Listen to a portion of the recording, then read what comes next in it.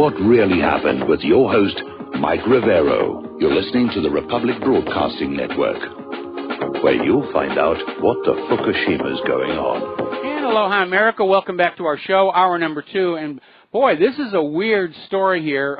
Just came on in. I'm trying to get a confirmation on the date. But apparently a tornado has damaged 2 of the 4 U.S. doomsday planes, the flying command posts. And apparently they were stationed in Nebraska's Offutt Air Force Base. And apparently 2 of them, these are supposed to be, you know, the nuke-proof aircraft, and 2 of them got damaged there. All right, we're going to go back to the telephones here. Mike in South Carolina. Aloha, Mike. Welcome to the show. What's on your mind? Hi, y'all. Nookie. You opened up with some information about the economy concerning GE's unfunded retirement, right around $31 billion. Yeah, that was last week, I think. Okay. Well, the CEO of GE is Jeff Immelt, who's announced his retirement in August. Okay. Jeff Immelt is also on the stock market plunge protection team. Okay. And he is also Obama's job czar. So having to fulfill all that information, I wonder what kind of retirement he's going to get when he severs his retirement with GE. Oh, I'm sure it's a golden parachute to be admired. He probably will have enough left over, maybe to open himself up a elastic shop or something like that. Oh, okay. All right. Anyway, it's interesting how informative, how when you get assigned into a position, you do your job. This is what happens, and he's also Jewish too, by the way. Well, you know, one of the things that I think angered a lot of people during the 2008 mortgage-backed meltdown were all these bankers who, at the most generous, were incompetent, if not criminal. They all got to walk away. Nobody went to jail, and they all retired on these really gargantuan retirement plans from their banks. And it's a big part of the wealth inequality problem in this country. It's the main leading kosher game out here, and everybody seems to play it who's part of the membership tribe. So there's going to be some heads rolling here pretty soon. I'd like to see actually someone put some firing squads up in there. Well, that's getting across a line that I don't want to cross on the show here. So, Mike, thanks an awful lot. We're going to let you go. Getting on back to the economic news, Jim Rickards is now sounding a warning that the Federal Reserve is trying to set up a path for quantitative tightening after 9 years of quantitative easing policy. And this is going to be the evil twin of quantitative easing, which was used to ease monetary conditions when interest rates were already zero. In other words, they know they've overextended. They're working hard to conceal the inflationary damage that they've done. Now they're looking at a way to claw it all back, and I'll tell you right now, they won't be clawing it back from those top executives. It's going to be coming back from you. Higher food prices, higher gas prices, higher rent, higher whatever. Because Wall Street is just this big ratchet where the money flows one way and is never allowed to flow the other way. In fact, you could call Wall Street the money motel. Money goes in, but it never comes out. Now, we've been talking about the situation up in Illinois, and apparently it is deteriorating rapidly. And according to this article out of 12160, Illinois is about to declare bankruptcy, and there is already word out they may seize all the state pension funds to try and get out of this mess that they are in. And that is absolutely going to be horrible for all those state workers who worked their life for the state. They paid into the pension fund. That money is supposed to be theirs, and now it's just not going to be there.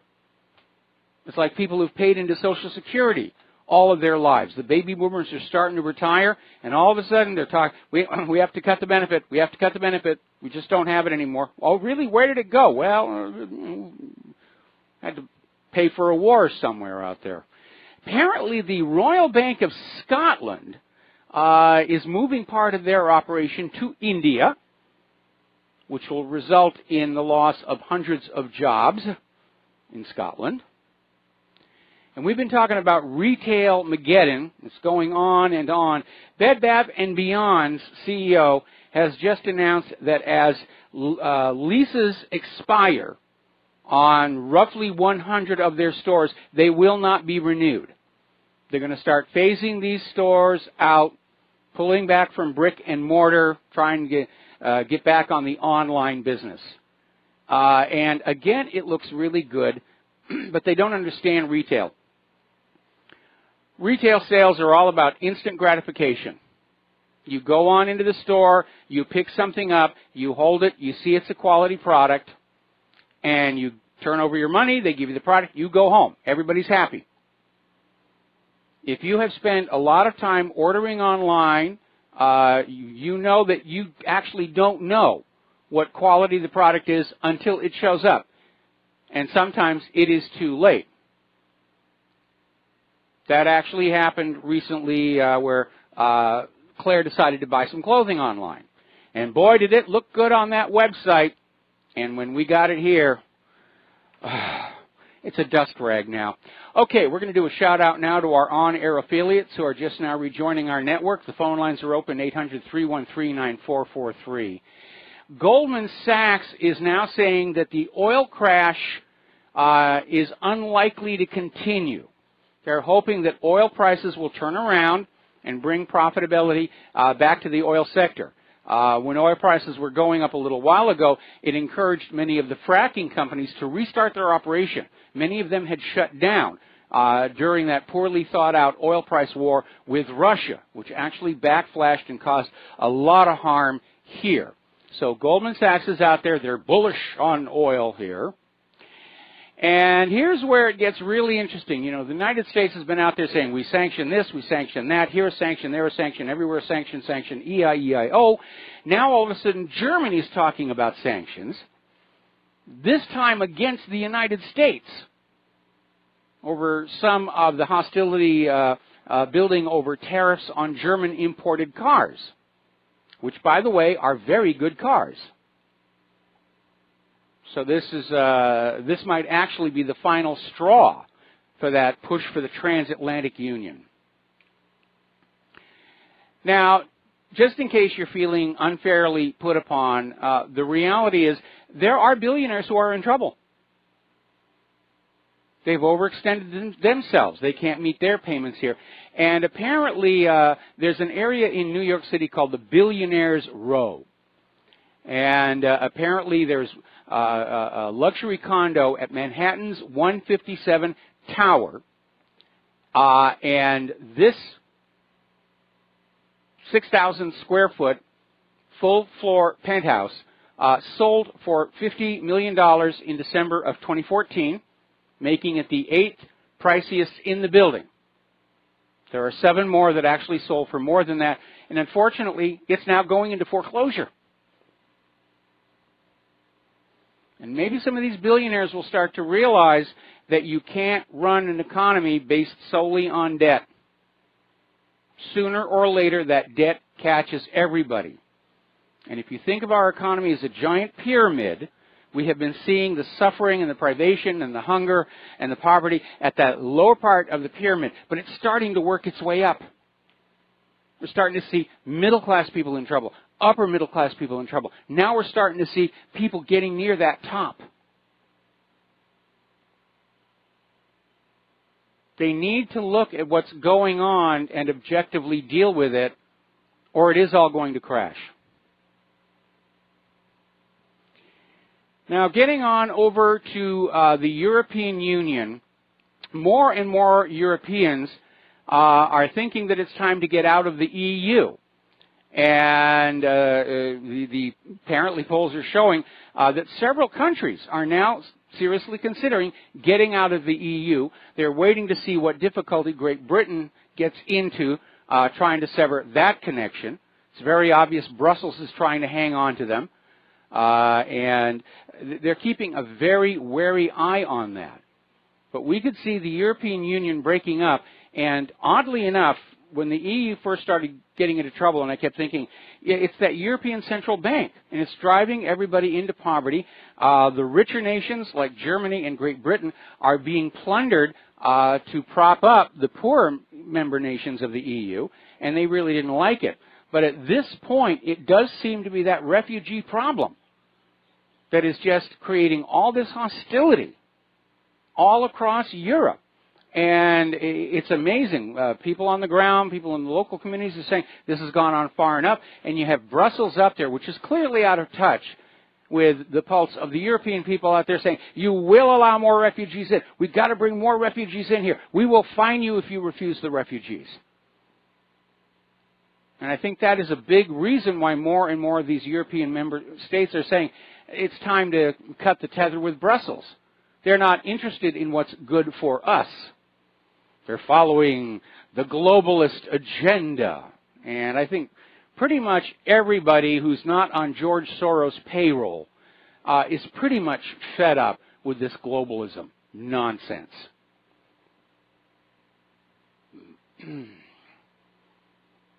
Story out of Sputnik News. First things first, the European Union needs to care for its own interests, not those of the United States. We're hearing that from a lot of places all over Europe. They're getting scared. They're seeing this obvious rush toward an eventual war between NATO and Russia. And they don't want to have that because they know it's going to be fought right on their front lawn. And again, if you spend any time in Europe and you travel around there, you can see the scars all over the place from World War I and World War II. Remember the trench warfare in France? Some of those trenches are still there. They're a little eroded, but you can still see them. You can see them in Google Earth. When I was working in Europe back in the mid-'80s, there were still these historic architectural buildings that were still being rebuilt. They hadn't gotten to them all after World War II. They see that every day with their own eyes. And they're really opposed to that. All right, let's get on back to the USS Fitzgerald. There is a very obvious online propaganda campaign trying to sell the idea that the Philippines attacked the USS Fitzgerald twice because they're evil and Duterte hates drug dealers and therefore we need to send military forces in there to kick Duterte out there and put in a U.S. puppet who's a little more forgiving of drug activity. What we're hearing from the other side, and by the way, there's no official response from the U.S. Navy as to exactly what happened. All of this talk about attack by the container ship is all online. What we're hearing from the owners of the ACX Crystal is that they were trying to send warnings to the Fitzgerald. And they were signaling with flashing lights. And apparently, according to the captain of the ACX Crystal, the Fitzgerald suddenly steamed on a course to cross its path. What I think happened is that the bridge crew thought they were going to be able to get in front of that cargo ship before it showed up and just head on their way. But again, this is a violation of the law of the sea. Because if you are a ship's captain, if you have your master's papers, or even if you don't have your master's paper, there is a hierarchy of rights of way. And those big super tankers and those container ships, they are right at the top because they can't turn very quickly. They can't slow down very quickly. Everybody has to get out of their way. I think somebody tried to hot dog around the front of the container ship and they miscalculated, and that's why the Navy is staying silent on this one. Now, okay, let's talk political correctness. There's a lot of nonsense out there here. Over at Essex County Community College in New Jersey was this professor, Lisa Durden. And apparently she was interviewed on Fox News, where she came on out with a comment about, you white people are angry because you couldn't use your white privilege card. And apparently, the community college received numerous complaints about this interview with Tucker Carlson, and she has now been fired. And I'm sure a lot of people of all colors are out there saying, I don't want this, teaching my kids. And we have seen so many of these statements from so-called educators about, what was one of the other ones that came out over the weekend? White women should have abortions. It's time to get rid of the white population. They're trying to be racist in reverse. They're still trying to fan up a race war. Is Hillary in her lair still dreaming of a race war in this country that makes her president? As I mentioned earlier in the show, even Washington Post is back to pounding on the race card. Oh, the racists hate each other and everything. No, actually we don't. It's all bought and paid for manufactured propaganda. It's called divide and conquer. And again, go back to the 1960s and the COINTELPRO program, where the U.S. government, specifically the FBI, intentionally fanned up race hatred to prevent the American people from uniting together in opposition to the war in Vietnam. And they're doing it again. The federal government understands they're losing control of the American people. The American people aren't buying the lies anymore. They're not believing what they see in the corporate media. And we're building to a crisis point. And the government's trying to come up with something where they can somehow maintain control, because that is always the top priority of any ruling party. Maintain control. Doesn't matter what else goes on. Get rid of the Constitution. Have to kill people. Just maintain control. Okay, apparently the TSA is out there sticking their nose in our business yet again. And apparently the TSA is now testing a new procedure where when you go into the gate at the airport and you already have to take your laptop out, put it in a separate bin. Now the TSA wants you to do that if you're carrying any books or other paper materials. A magazine, book, and we're not really sure why. Maybe they're trying to make sure that we're not reading that double plus ungood, un-American constitutional stuff. But that's the new thing. Now, the good news is they did try it briefly in Missouri and California, and it caused so much problems, they just knocked it down. They just quit. But they're going to come back with this. They just want to spy on everything that we do. And, of course, it's a violation of the Fourth Amendment. This is an unreasonable search and seizure. You don't need to know what books I'm reading. You don't even need to know what magazines I bought at the kiosk before I got on the plane. This is just authority for the sake of authority.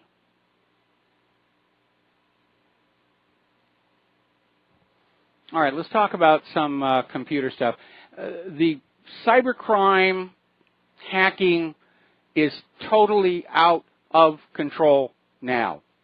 And apparently Virgin Media is now telling 800,000 of their users to change their passwords over a hub hacking risk. And apparently they found out hackers could get into the hub and get the credentials. And by the way, there's another one going around right now where you get an email saying, you're a loyal Amazon customer, click here for your $100 bonus card. Don't click it. More malware, more malware, more malware. And apparently this router hack risk is not limited just to Virgin Media. So it is a mess. We'll be right back after these few words. Aloha, America. Welcome back to the show here. And down in Florida, speaking of the TSA, apparently a 22-year-old TSA worker, Alexander Shea Johnson, has been fired from the TSA and arrested. Apparently helped himself to a big chunk of cash in one of the passengers' bags that he was doing the the enhanced screening on. So good for that. All righty, let's see. Let's take a couple more phone calls here. Fred in Iowa, aloha. Welcome to the show. What's on your mind? Howdy, Mike. Yeah. What you said at the first of the break about learning and listening to RBN, I will readily admit, and I am grateful for. I have learned a great deal from RBN, and I appreciate that immensely. Well, thank you. Now, and I mean it.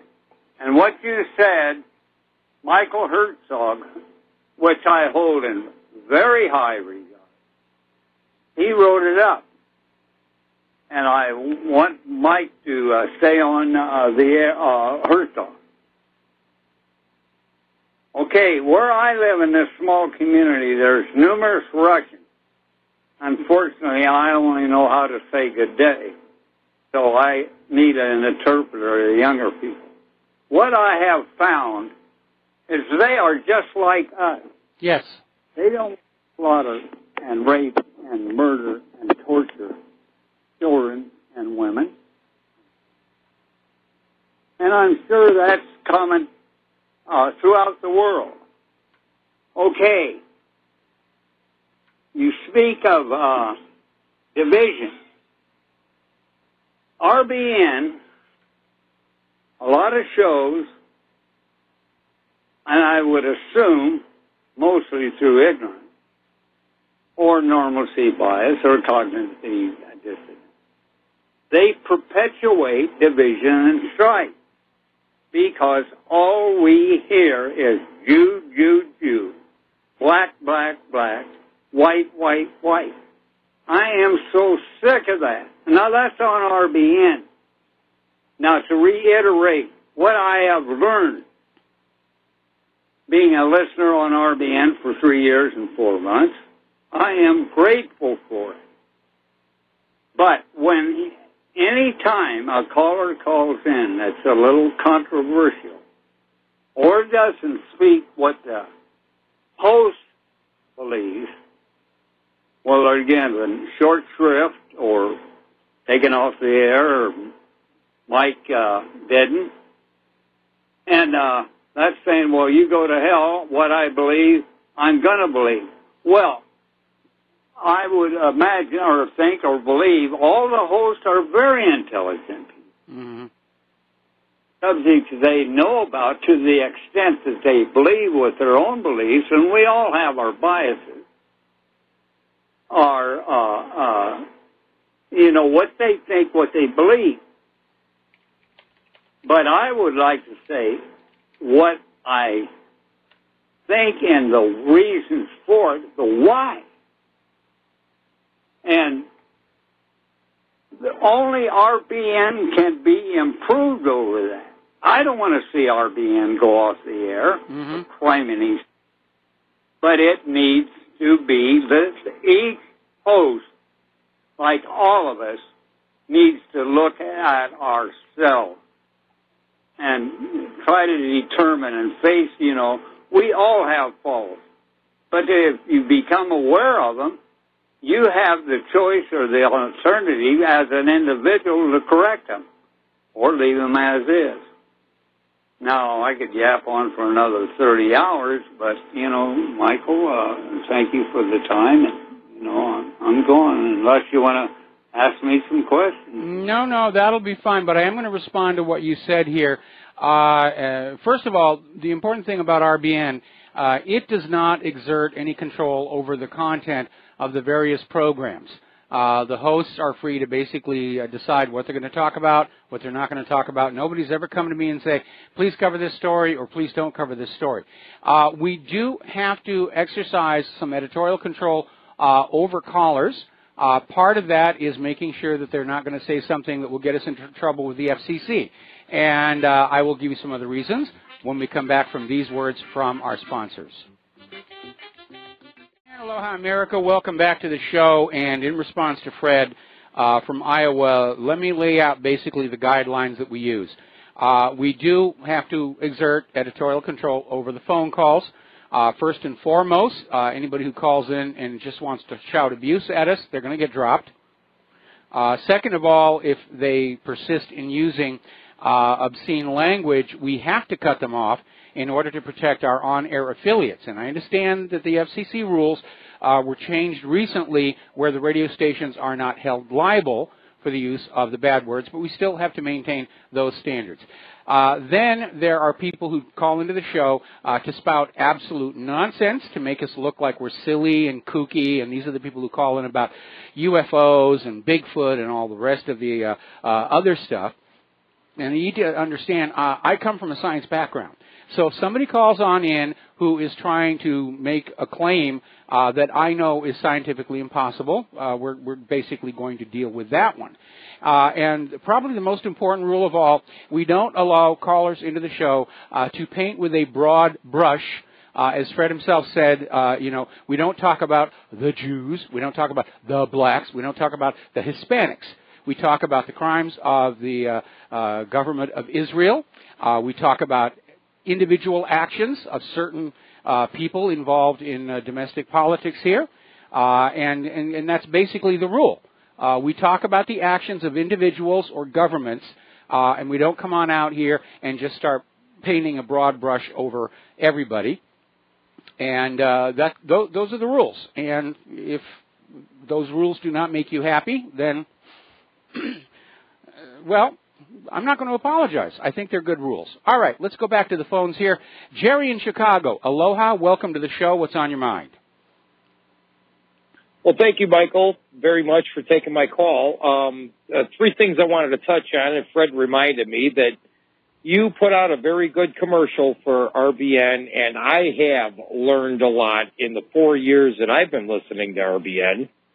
And as of last Tuesday, it was 3 years since I gave my first donation to RBN. Well, thank you very much. We appreciate it. Okay, but I wanted to also mention something about a little bit of familiarity. Maybe I'm a conspiracy crazy nut, but the USS Fitzgerald, with all of its technology that was aboard that ship, it kind of sounds like the USS Donald Cook to me. Well, I understand that, but again, based on these statements that we're getting from the captain of the Crystal, to me it looks like the Fitzgerald violated the right-of-way rules and just wanted to get ahead of the container ship and dart across, and they misjudged it. At this point, and again, we have absolutely no official comment from the Navy. All we have are the tracks for the Crystal itself on that ship tracking system. And by the way, for some reason, the Fitzgerald had their system turned off. So we don't know exactly where they were on the map. And I think somebody just screwed up horribly on the bridge of that ship, and it's certainly not the first time. Like I said, we had the Greenville that sank that Japanese training vessel and killed all those kids some years ago. These things do happen. And that's what it looks like to me. Well, now that you mentioned the Greenville, wasn't there a senator on board as an unexpected guest or something like that? And he wanted to see one of these surfaces where the whole ship pops out of the water, and he didn't care what was on the surface. Well, okay, he didn't need to. It's up to the captain to make sure that the surface is clear. And again, there are specific areas marked on the maritime charts where submarines surface or submerge, and they do that there, and the other boats know to stay on out. So again, it looked like they did this pop-up. And yes, it was one of these little cruises where the Navy will occasionally go on out, and they'll invite the public on board. And I've actually, Claire and I have been out on an Arleigh Burke twice. Once we were actually part of a choir during Christmas. And they are amazing ships. My favorite room is the sonar. But again, collisions between ships are a regular event. It looks like that may have been what happened to the Kursk. But again, the only information we're really getting is from the captain of the Crystal, who was saying they were trying to warn the Fitzgerald off, that the Fitzgerald was paralleling them, and then all of a sudden turned across their bow. And again, 2 o'clock in the morning, people not all that awake, misjudged where the front of the ship was. Okay, well, I just want to remind the listeners that the USS Maddox, the captain of it, and the USS Liberty, I think they held their stories and they didn't tell the truth. So we might not have any of the truth at this point. And I'll leave you with that. Thank you very much. Love your show. Thank you very much. We're going to let you go on that one. Certainly, when the Navy has a major goof, whether it's the fact that there were no torpedoes chasing the Maddox, or the Liberty was attacked by Israel, or TWA-800 was accidentally shot down in the test of Aegis CEC, they go into action immediately, and everybody's ordered to silence with all kinds of very dire threats what could happen to them. All right, Steve in California, aloha. Welcome to the show. What's on your mind? Oh, hey, Michael. I just wanted to clue your listeners in on another scam that came by me on Saturday afternoon, actually Saturday morning. My wife was in the house, and I heard her. I was so proud of her. She's actually caught on what's going on with these scams, computer scams, people calling and telling there's a computer virus on your computer. How they would know that, I don't know. But basically how it went was it was funny. We want to get into your computer and fix this computer problem. Of course, she knew it was a scam, so she said, how do you know there's a virus on my computer? And he said, well, we're with Microsoft, this and this. And then she said, I could hear her, she was saying, take me off your phone call list. Please take me off. We're unlisted. How'd you get my number to begin with? Mm-hmm. And he wouldn't answer. And she said, get me off your phone list right now. And he came back. It was funny because he said, no, no, no. And I said, well, there you know right away this is a scam, because nobody legitimate from the corporation of Microsoft would talk that way to a potential customer. So we knew it was a scam right off the bat, but he was insistent that he would not take you off his phone call list. It was hilarious. She put him in his place, though. Well, I'm glad she did, but I mean, this epidemic of scammers across our entire society, not just computers, but other things as well, it's totally out of control. And it's almost like scams are the only thing holding the economy together at this point, whether it's Wall Street scam, computer scam, corporate media scam. It's almost like there's actually no core of the country left on which we could, use as a foundation to try and make things better. Well, I agree. When I see that commercial for LifeLock, I'm thinking, why is my government not catching these criminals? Because they're too busy looking at you and I, what we're doing. And, it's just like an industry that's just, it's job security for these people in the industry. There's no reason, there's no wanting on the government side to catch these cyber criminals, and an industry that just popped up out of nowhere because the government won't do their job. Well, it's been around for a while. I mean, computer security, and yes, LifeLock's been around for a few years. But again, you're absolutely right. It's all called stimulating the economy. We're going to, set up a circumstance in our country where you will be forced to buy things you otherwise would not want at all. And we're seeing this attitude of the government forcing us to buy things, whether it's vaccines, GMO, and so forth. And it is hideously abusive. We're losing our freedom to live our lives our own way. But in terms of the computer side, you need to remember much of the exploits being used by the cyber criminals came from the U.S. government itself, NSA and CIA. And not a word of regret from that. In fact, if anything, they're out there saying, gosh darn those whistleblowers, they've given away our very best tools. Right. Hey, thanks, Mike. Appreciate it. Thanks an awful lot. Let's go to John in Florida. Aloha. Welcome to the show. What's on your mind? Aloha, Mike. I am a listener for a long time. I am in Army Special Forces, 18 Echo Communications Sergeant. Okay. I've been in the Army for 10 years and in Special Forces for 5. I've been to Afghanistan 3 times, and that's actually the reason I'm calling is because I heard about the move to put 6,000 more troops there, which I think is a really bad idea. I agree. I was there for a year in 2011, and I didn't think we were there for a good reason then. I was there during the surge when we had 120-plus thousand troops there. Then I was there again in 2015, and again last year. I actually participated in a major battle in Bhagwan over there last year. But the point I wanted to make is, as someone that's been over there, I really don't even know why we're there still.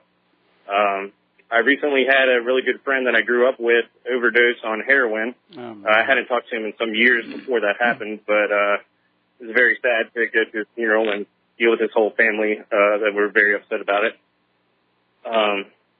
So, yeah, I really do think that there's a connection to the opium drug trade over there for the reason why we're there.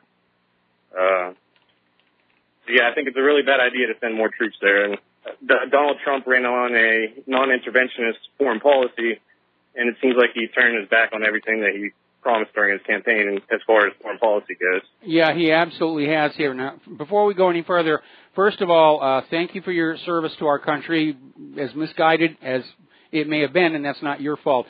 Second, I'm glad you made it back in one piece here.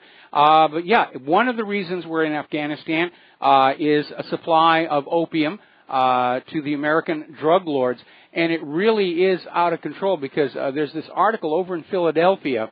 Apparently, there is a half-mile stretch of train tracks called simply the tracks, and it is currently littered with about 500,000 used syringes and piles of trash because apparently this is where the junkies go to shoot up after they buy the opium from the surrounding neighborhoods. And it really is a horrible thing when you have a government that is profiting off of these illegal drugs. I'm going to ask you if you got a chance to catch History's Channel's America's War on Drugs. Yes, I have. I was actually watching that series recently. Yeah, isn't it a good one? The whole how the CIA started the cocaine industry in America and brought crack to the west part of the country. That was pretty crazy. Yeah, it is crazy, and we're still living with the end effects. It's never really stopped. Nobody's ever really stopped it. The war on drugs is the war on the competition's drugs. Yes, and that's another thing that Donald Trump ran on was to legalize drugs, legalize marijuana, and that's another thing that he's turning his back on. Yeah, Sessions certainly is on the warpath on legalized marijuana because big alcohol doesn't want legalized marijuana. Big tobacco doesn't want legalized marijuana. The pharmaceutical companies don't want you to have marijuana, but they're getting ready to basically take the THC and modify it into a patentable prescription medication, the same way they took valerian root, made a change to the molecule, and called it Valium. And it's all about making money. You're not allowed to grow your own food anymore, not allowed to grow your own medicine, you're not even allowed to decide what medical treatment you're going to get. Every time there's a new iteration of Obamacare or Trump care, more and more of your freedom to choose your own medical care is taken away from you. Certainly in the area of vaccines, it's become very obvious. Yes, and actually my dad is a cancer patient, and he's going through radiation therapy right now, and I tried to convince him not to do the treatment and to go a more natural route for medicine, but he listened to his doctor and not me. So. Well, that's a shame. I mean, I lost my mother to cancer, and they gave her the double whammy, radiation and chemo, and to this day I don't know if she actually died of the cancer or of the cancer treatment. Yeah, well, another thing, real quick, that I wanted to talk about was, as someone that's listened to your show, I used to listen to Alex Jones' show for probably about 10 years, and when I stopped listening to him about a year and a half, 2 years ago, when he completely went pro-Donald Trump and pro-Israel, and that I still don't understand, so I had stopped listening to his show. But the thing I wanted to talk about, though, is the connection between Donald Trump and Hillary Clinton before he started running for president. She sat front row in his wedding. I believe their daughter shared an apartment in Manhattan. It seemed like they were best friends, and then Bill called him supposedly on the phone the day before he announced his campaign. And now that he's become president, there doesn't seem to be any indication that his administration is going to go after her for crime. Yeah, I'm a little disappointed about that as well. I think we're seeing the American people realizing that the government is not interested in dealing with high-level corruption. And right now, the American people need to see that's actually happening. The American people need to see some arrests made and some of these people go to prison, or they're going to lose all trust and confidence in what remains of our federal government. And Donald Trump needs to realize this, because if he continues to simply ignore some of these campaign promises he made, then he's going to be a one-term president. Yeah, totally agree. And something that I wanted to point out, though, also is the whole Pizzagate thing, the pedophile ring, that was big news, and now no one's talking about it at all. And when he first swore into office, there was a couple of weeks where there was news saying that he was going to go after those people, but there hasn't been any high-level arrests. You know, the Podesta brothers were outlined in a sketch from an eyewitness saying that they abducted a child. They're still walking free. Hang on. That was actually two sketches of the same suspect, and those sketches are never, they're never really solid identification. My biggest upset with, well, not my biggest, but one of my big upsets with Donald Trump was the Vaccine Safety Commission that he set up with Robert F. Kennedy Jr. in charge of it. We have not heard a word from them as to what they are doing. And again, if Trump continues to disappoint the American people, he's going to be a one-term president. And I have to be very honest right now. In terms of 2020, the only way I would support Donald Trump for re-election is if Hillary runs again. In which case, you know, I will grit my teeth and I'll go back to supporting Donald Trump.